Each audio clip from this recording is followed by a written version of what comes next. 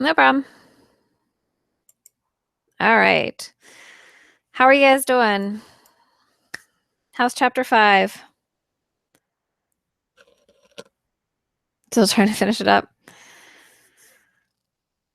Yeah.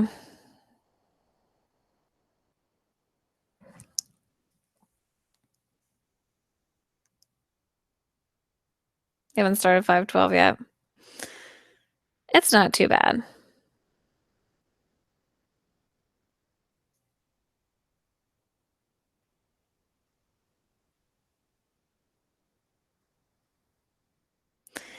All right. So today, well, first off, I want to know if you guys have any questions. Like, do you want me to do another example from 512 to refresh you guys? Do you feel like you're doing well?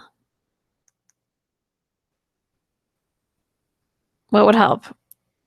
I'm going to do some of chapter 6 today. So before I start something new, I just want to make sure that I answer any questions you might have.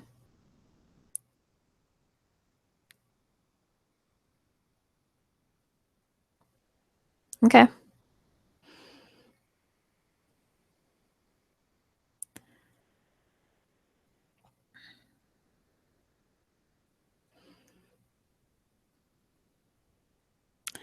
Anybody else?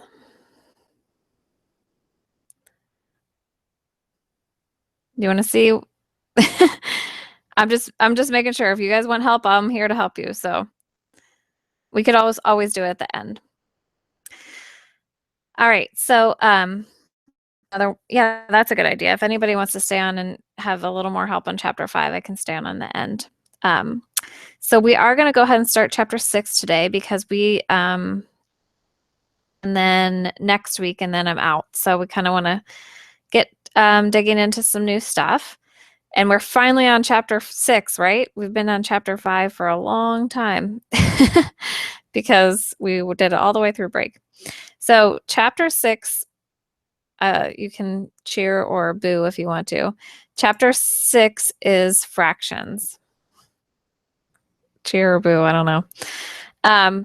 So if you don't like fractions, sorry. It won't be too long, I promise. If you do like fractions, then this is a good little section or a good little chapter to get through. And it's not too bad. Even if you don't like fractions, you can still get through it.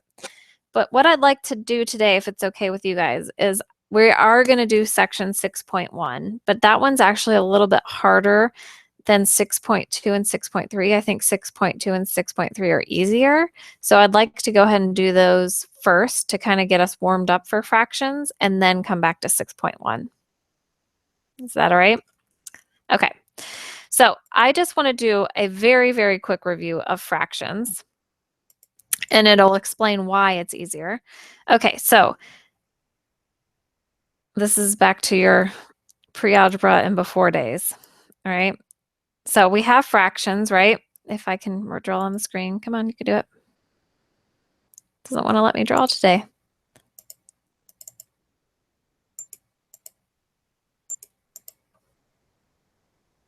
It's not letting me draw. It's just saying, nope, I give up.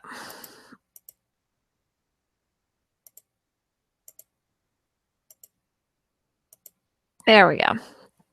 Okay, so back when you learned about fractions, we learned about adding and subtracting fractions and multiplying and dividing fractions, right? So for example, if I have 3/4 plus 2/4, and I want to add my fractions together. Anybody remember how you do this? Or did you hope you would forget? So when you're adding fractions or subtracting fractions, then one rule is that you have to have the same base, right? To be able to add and subtract.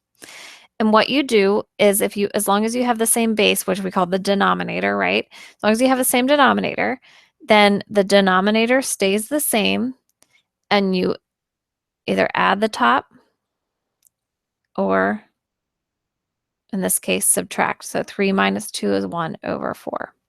So the denominator stays the same and the numerator gets added or subtracted when you add or subtract fractions. Is that in there somewhere? So for example, I'm doing really easy examples, I know, but if I have 1/2 plus 1/4, I can't add these in the form that they are. I have to actually make them have the same denominator, right? So I can change 1/2 into 2/4 plus 1/4. And now, since I have the same denominator, I can add 2 plus 3, 2 plus 1 to get 3/4. Okay, so that's what section 6.1 is all about, is adding, or we're going to talk about that, simplifying and adding denominators, okay? The other thing that we have to know about fractions is how to multiply and divide them. And I actually think multiplying and dividing fractions is way easier than adding or subtracting them. Okay, and this is why. Because if you're multiplying fractions, 3/2 times 4/3, let's say. Okay, when you multiply fractions, you do not have to have the same denominator. They can be different because when you multiply, you're going to multiply the numerator. So 3 times 4 is 12. And you're going to multiply the denominator. 2 times 3 is 6. And then you're going to simplify. 12 divided by 6 is 2. And actually, some of you may have even learned that you can, so this problem here, 3 divided by 2 times 4 divided by 3. When we're multiplying fractions, before we even multiply, we can simplify. And I know some people simplify first and then multiply, and some people multiply and then simplify. But you can also, if you're multiplying fractions, we can see if we have any terms that are similar in the numerator and denominator. So we have a 3 in the denominator and a 3 in the numerator, and those cross each other out, right? And we have a 2 and a 4, and 2 goes into 4 2 times. So another way to solve this would just be basically to cross out my terms to get to 2. So is this review? Is it back in your brain somewhere? Kinda. All right, cool. All right, so then the last thing is dividing fractions. Does anybody remember what you do for dividing fractions? Kind of. All right, so when you divide a fraction, we actually don't divide the way that this is written. Instead of dividing a fraction, we multiply by the reciprocal. So that whole idea of reciprocal comes back again, and you might have learned it. You flip the second fraction. So what I mean by that is the first fraction stays the same. You've got 3/2, and instead of divide, we change it to multiply. But in order to change it to multiply, we have to write the reciprocal of this. So it's 4/3. Okay, and then this is actually the last problem that we just did. You're going to end up with 2.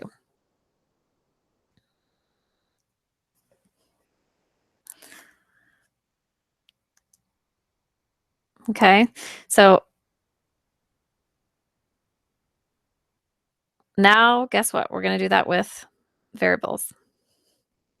Yay. Okay, so let's skip down to 6.2. It's not too painful, I promise. Okay, it's kind of the same thing that you guys have learned, but we're just going to add algebra on top of it. Okay, so what do I mean by that? So let's multiply some fractions. So the first one I have here is, I feel like I should just switch over to, and we'll just leave it on there. Okay, so here we have 6 divided by, I can talk, 6 divided by y to the 6th power times y squared over 18. Okay, so we have 2 fractions. They're getting multiplied together by each other, and we need to simplify this. So I kind of think these are fun because it's kind of like a game. So let me write this a little bigger over here. We've got 6 over y to the 6th power times y squared divided by 18.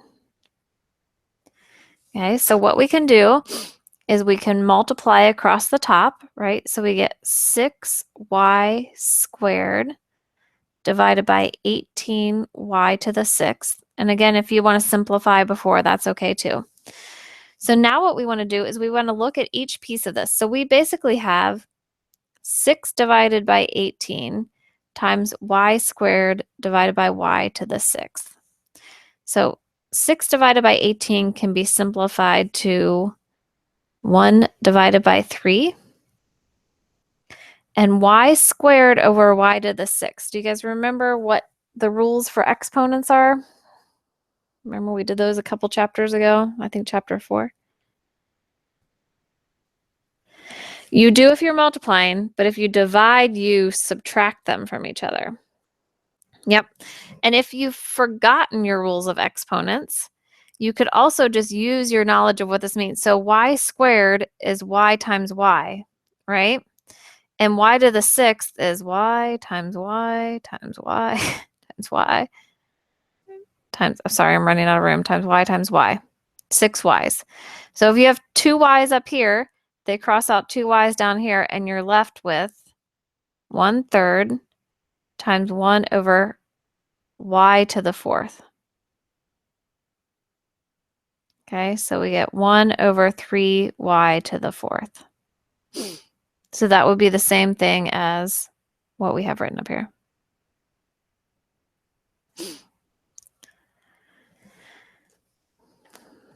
All right, let me grab my book here real fast. Hold on, just give me 1 second before we jump to example number 2, because example number 2 looks a little more complex. All right.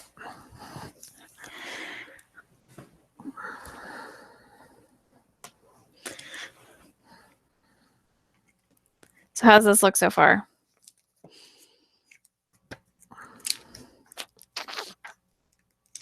Okay. All right.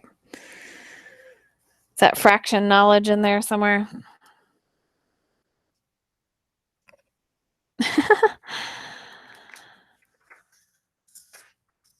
All right, 6-2. Let's do another one that's a little bit easier, because I gave you hard examples to start off with.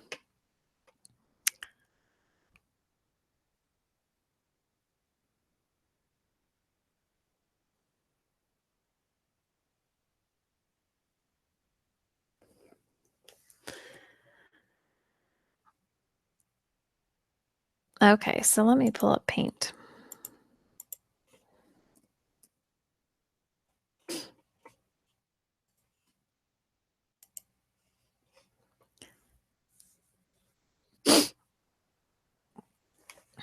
Okay, so another example would be,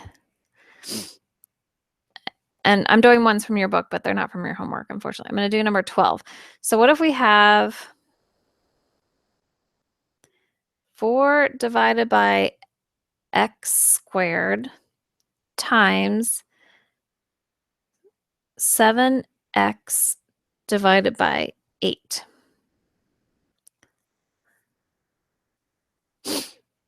Okay, if we had that.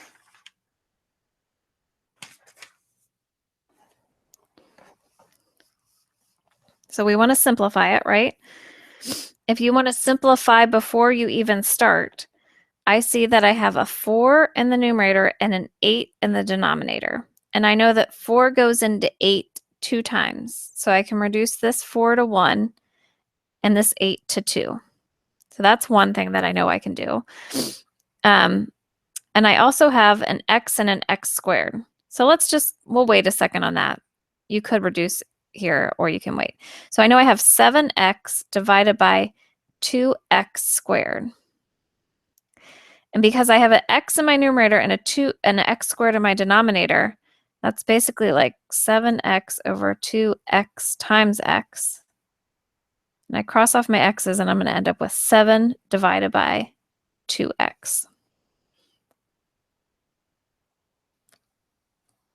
Okay, so now let me have you guys try number 9, and then I'll do number 9. So number 9 is 6x squared times x cubed over 3.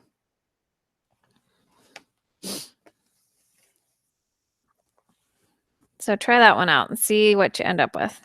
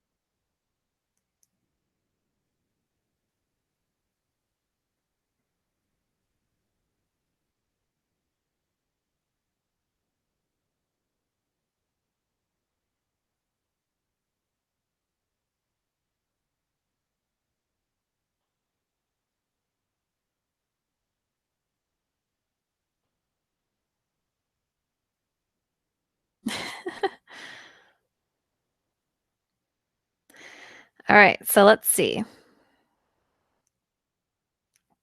think you got it? All right, so let's see. So there's multiple ways to do this. So however you want to do it is fine. One way would be to cross off ahead of time, and one way is to actually multiply. So I'll show both ways. So you could just say I'm going to multiply the top. So I'm going to have 6x cubed over 3x squared. And now I have some simplifying to do. I know 3 goes into 6 2 times. So I can rewrite this as 2, right? And then I have x cubed over x squared. Since my bigger number is at the top, that means that I'm going to have more x's left over. So x to the third minus x to the second, or x to the 3 minus 2 is just x to the first power. I didn't say that very well. So I would simplify and I would get 2x. Is that what you guys ended up with? Yay. Awesome. So see, not too bad, right? Let me flip back over here and see what I assigned you, because I feel like my examples here don't necessarily match. 1 through 27. Okay. That was number 9. So let's get a little bit more complicated. Okay. And it looks more complicated, but I actually think it makes it more fun because you get to cross stuff off. I like crossing stuff off when I'm multiplying fractions. Okay, so the next example on your paper was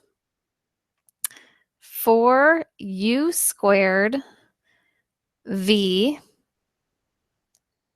divided by 9uw times 27w squared over 16v cubed. Doesn't this look complicated? It's like, whoa. What just happened, right? But it's actually not too bad. So what I would recommend doing is rewriting this. You can cross off like everything is now, but I would rewrite it kind of all grouped together. So we've got 4 times 27 times u squared times v times w squared divided by 9 times 16 times u times v cubed w. Okay, so now the first thing I want to do is I want to look at my numbers, right? Okay, so can I cancel anything out here? Well, 9 goes into 27, what? 3 times? Mm-hmm. And what about, and what about 4 and 16? Mm-hmm. So this 4 cancels out and this becomes 4. So I'm left over with 3/4. Okay. So now I'm going to look at the u's. I've got u squared over u. So u squared over u is just going to, I should write this over here more nicely. This is 3/4, right? U squared over u is just going to leave me with a u in the numerator.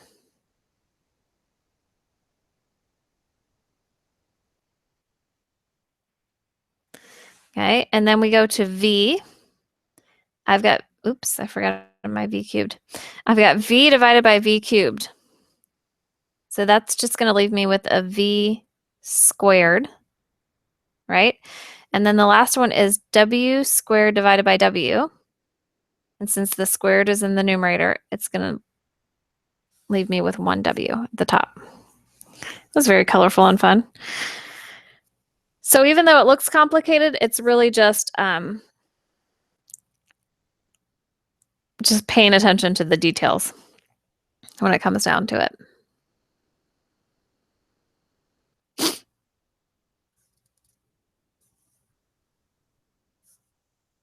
Okay, so do you want to try, let's see. I think that one's good.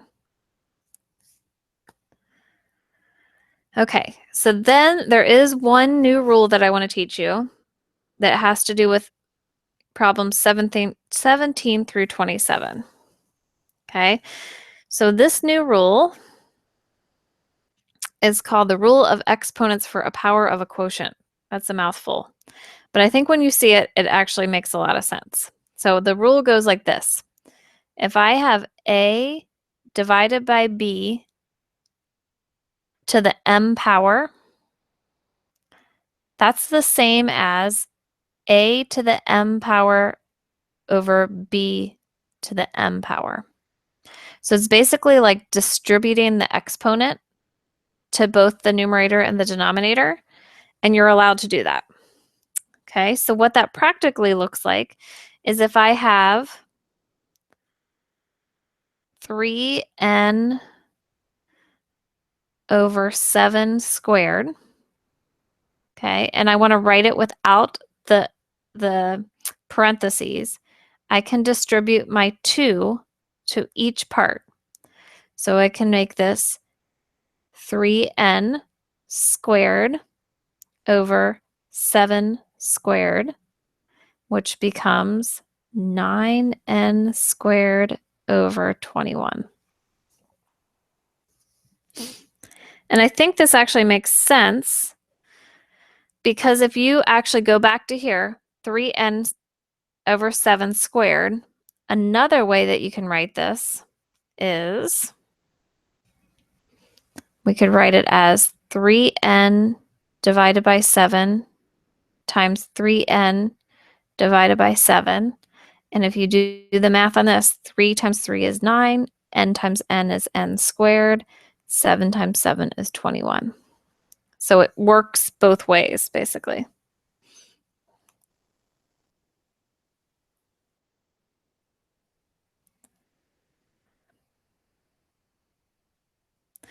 So let's practice using this kind of rule. Does this rule kind of make sense?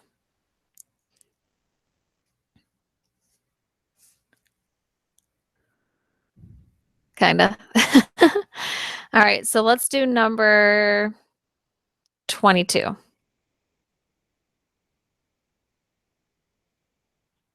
And then we'll do one from your homework too. You're like, 22, that doesn't help me out. That's not odd. All right, we've got 4m divided by 7n squared, and the whole thing is squared. Okay. So the first thing is, if you completely forget the rule, then you can just do what you know about exponents. So what I mean by that is, we know that this squared means something times itself. Like if you have 2 squared, that means 2 times 2, right? So another way we could write this as 7m times 4m, sorry, 4m times 7n. Let me start over. 4m divided by 7n squared times 4m divided by 7n squared. Okay, that means the value that's inside the parentheses time itself. So if I completely even forget my rule about squareds, I can just use my knowledge of what the square of a number means and do my multiplication. All right. So if I did that, I'm going to get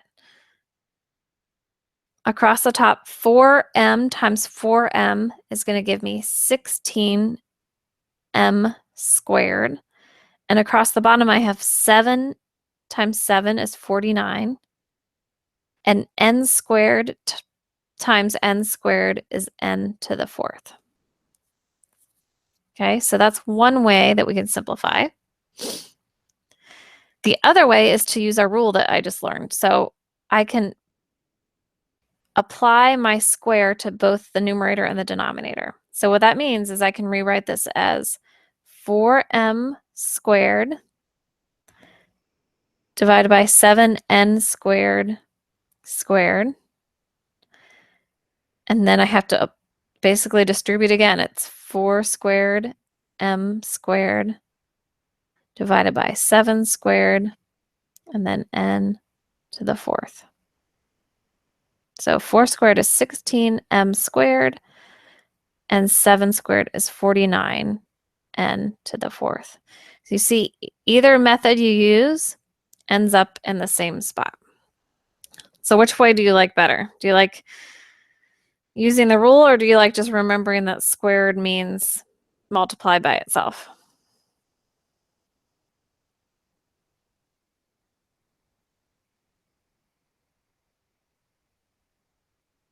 Yeah.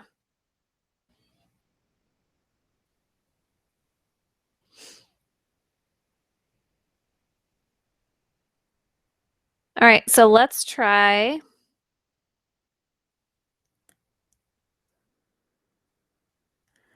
number 21. You guys try number 21. And I'll do 21 both ways after you've tried it. So this is on page 253, number 21. 2a divided by 5b cubed, and the whole thing is squared.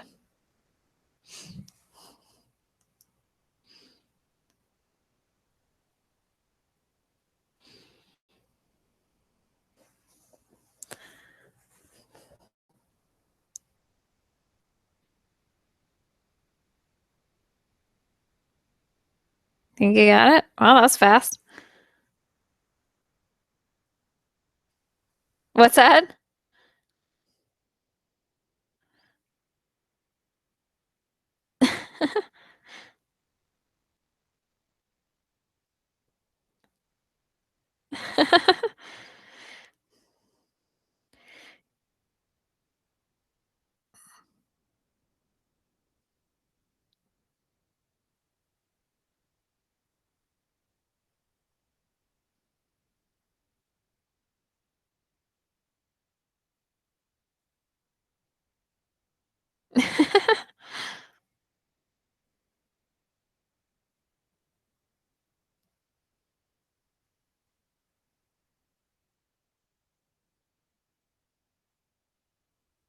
Awesome. All right. So two methods. One is that you can just remember that when you square something, if my pen will work here, that means it's going to be 2a over 5b cubed times 2a over 5b cubed.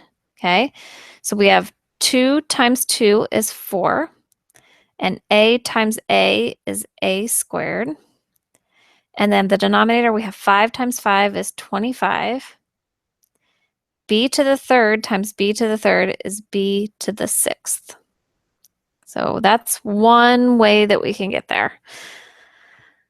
The other way is we can distribute this 2. So we could write this as 2a squared 5b cubed squared. And then that's 2 squared a squared 5 squared b to the sixth, or 4a squared over 25b to the sixth. Messy writing. End up in the same spot, right?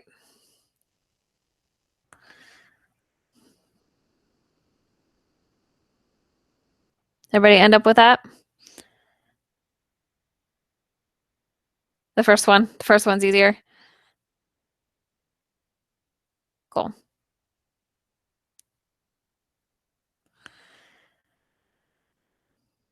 Okay. So then let me show you one more example that looks like number 27. Okay. So this looks intimidating, but I promise it's actually not that bad. Oh, you know what? Oh, no. We're good. We're good. Sorry. I thought it had subtraction in there. All right. So what if I have negative y, I think this is on your example page, but if not, negative y over 2 to z squared times negative 6z over y, and I wanted you to simplify this. So this one looks like 27. It's kind of like the challenge equation. So if you want to try it, you can, just to test out your skills. So the first thing that you want to remember is we have to go back to our order of operations, right? Our PEMDAS, and we have to deal with the exponents before we can deal with multiplying our fractions together. So we're going to deal with this exponent. I'm going to write this more nicely. Y over 2z, negative y over 2z times negative y over 2z. We're going to do that first, and then we're going to multiply by negative 6z divided by y. Okay, so when I multiply this, I'm going to get a negative times a negative is a positive. So that's good. Y times y is y squared. 2z times 2z is going to give me 4z squared times negative 6z over y. So now I have some work to do, right? It's going to end up negative. I've got 6y squared z divided by 4yz squared. So 4 and 6 can simplify to 3 and 2. Y and y squared can simplify to just y. And z squared can just simplify to z. Negative 3y divided by 2z.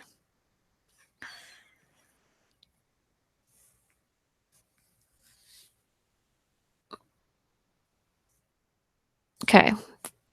Huh? Okay. I have a hard time hearing today. I don't know why. Turn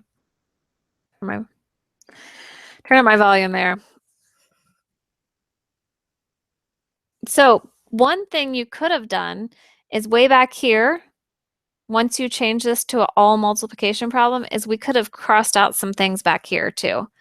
So we could have said, oh, there's a y here and a y here, a z here and a z here.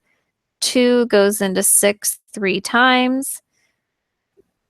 2 of these cancel each other out. So we're left over with negative 3y divided by 2z.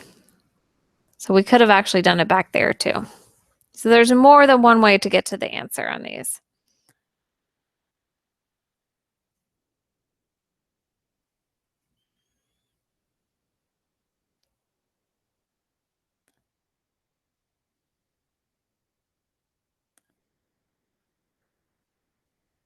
Got it?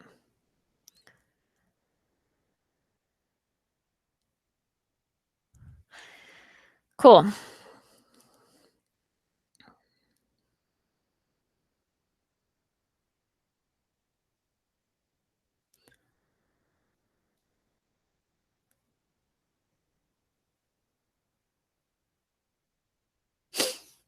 Okay, so I know this seems crazy, but I want to actually show you what 6-3 is all about.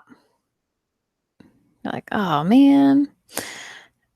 Because it's exactly 6-2 with one little twist. And we'll go ahead and review this on Monday as well again too.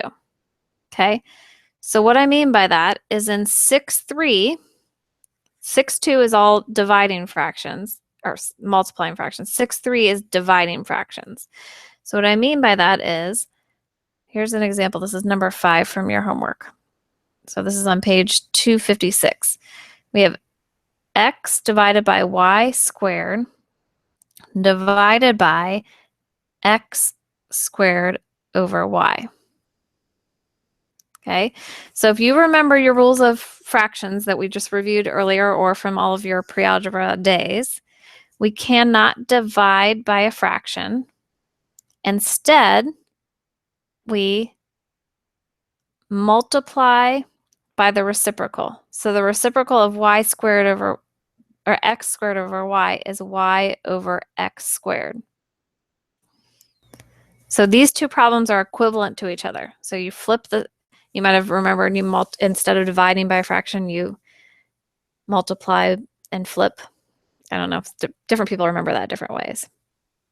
So now this is exactly the same as all the other problems we were doing in 6.2, right? Now we just simplify. We've got an x up here and an x squared down here, so this just becomes x. And we have a y up here and a y squared down here, and that just becomes y. And since we crossed everything off up there, we're just left with 1, so this would be 1 over x y.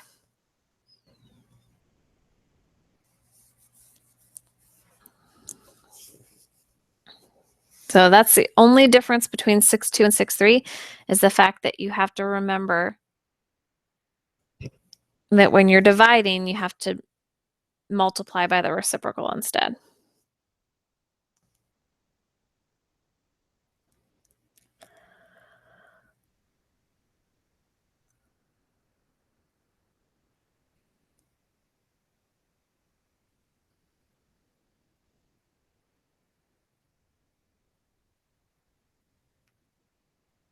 Not too bad.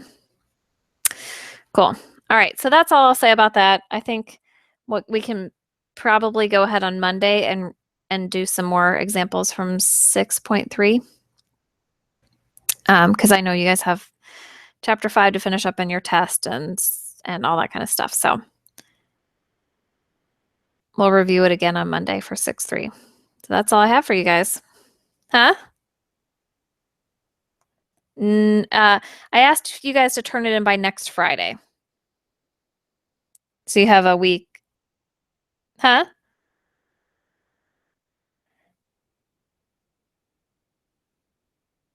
Yeah.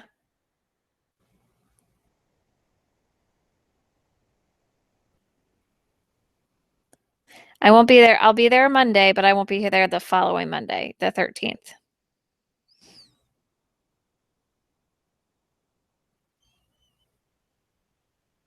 Like the 10th or something.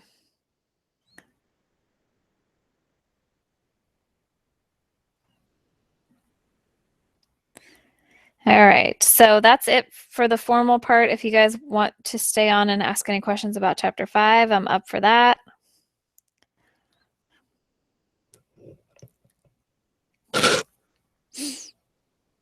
Okay. You're done with 5?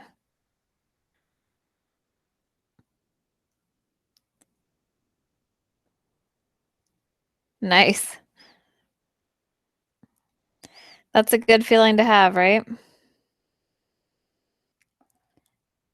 Awesome. Cool. All right. Well, if you guys are good, then have a good day. All right. Thanks. Thanks. Bye. Bye, guys.